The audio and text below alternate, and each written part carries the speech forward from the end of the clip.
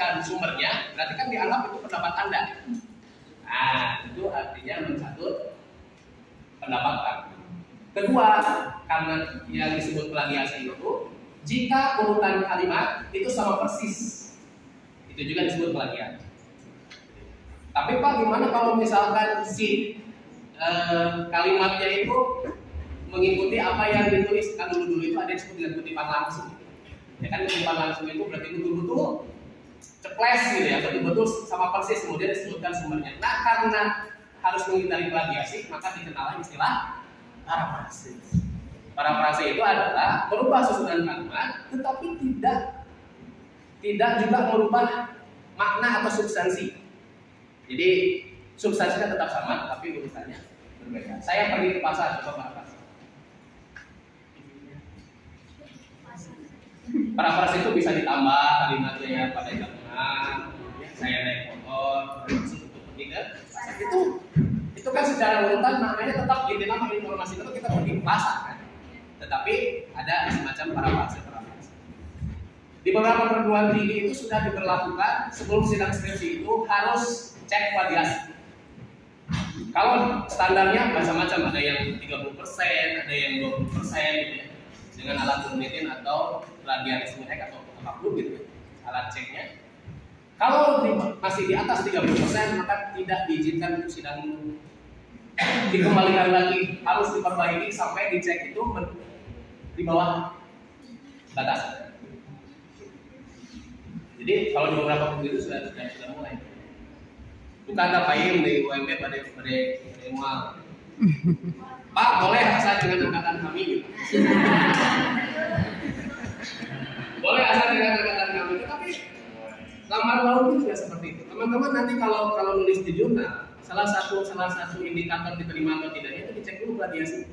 Apalagi kalau sintanya sudah ada sedikit tinggi, senda 3, 2, 1 harus fokus. Itu sebelum masuk ke review itu dicek dulu plagiasi. Yang paling malu itu kalau ada email, mohon maaf tulisan Anda itu ditolak karena setelah dicek plagiasi 80%. Malu kan? Berarti ini menang. Oke, jadi ada etika nih. Nah, plagiasi ini bisa disengaja, bisa tidak disengaja. Fenomenanya seperti kurang sengaja. Seperti contohnya begini, Anda baca jurnalnya itu di dalam, misalkan jurnal itu mengutip pendapat Ahmad Tafsir, tapi penulisnya itu adalah misalkan Ahmad. Anda tanpa sengaja hanya menulis Ahmad Tafsir. Pertanyaannya, Anda yang baca buku Ahmad Tafsir atau si penulis jurnal itu? Punya ada bukunya?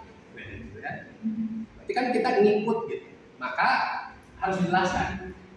Sebagaimana yang disebutkan oleh Ahmad Tafsir, Ahmad Tafsir menyebutkan atau berpendapat sebagaimana dikutip oleh, harus jujur. Jadi dalam karya tulis ilmiah itu harus jujur. Harus jujur. Baik. Nah, jadi teman-teman semua terkait dengan hal ini, khususnya terkait dengan citasi, kutipan dan lain sebagainya, teman-teman harus jujur. Kalau sudah berupa pendapat, gitu ya, berupa pendapat. Kalau sudah berupa teori, Anda harus jujur. Karena logikanya begini, misalkan metode descriptive analytics adalah itu kan sudah teori atau pendapat. Nah, kalau tidak disebutkan itu diambil dari pendapat siapa, berarti logikanya itu pendapat. Jadi harus jujur. Kalau punya bukunya sebut bukunya, kalau tidak punya bukunya, Anda dapat itu dari mana? Ya. Ada yang kena jebakan biasanya. Sebutkan. Menurut Ahmad Tafsir dianggap kutipannya beda orang. Ya. Ya. Jadi intinya penggunaan manajemen citasi itu untuk lebih mempermudah, efektif dan efisien terkait dengan memudahkan dan supaya waktu kita itu tidak terbuang percuma di copy paste, gambar biji. Kemudian tanpa disadari, gitu ya, si fotonya diulang lagi, tahu-tahu daftar pustaka itu double. Kan gitu. Kemudian ada lagi yang formatnya dibalik namanya, kan begitu ya? Itu capek. Jadi ini fungsinya adalah untuk mempermudah. Maka dipergunakanlah software sebaiknya dipergunakan software. Baik itu sekali lagi baik itu Mendeley ataupun Zotero. Kalau Mendeley teman-teman sudah banyak mengenal, saya kenalkan yang satu lagi. Kalau saya pribadi pakainya Zotero. Baik.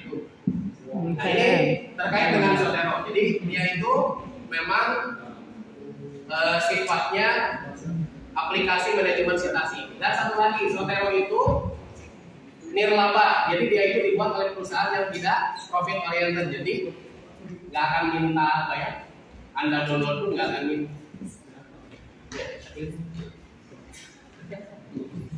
Ya.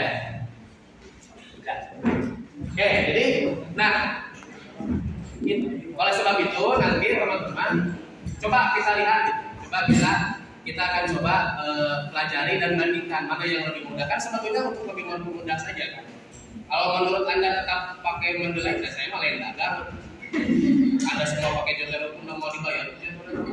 Tapi kan lebih ke mana yang lebih mudah.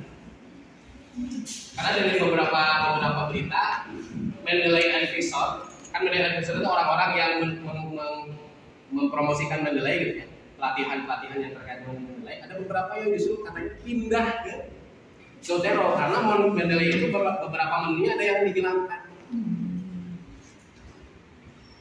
sehingga menjadi berkurang kualitasnya.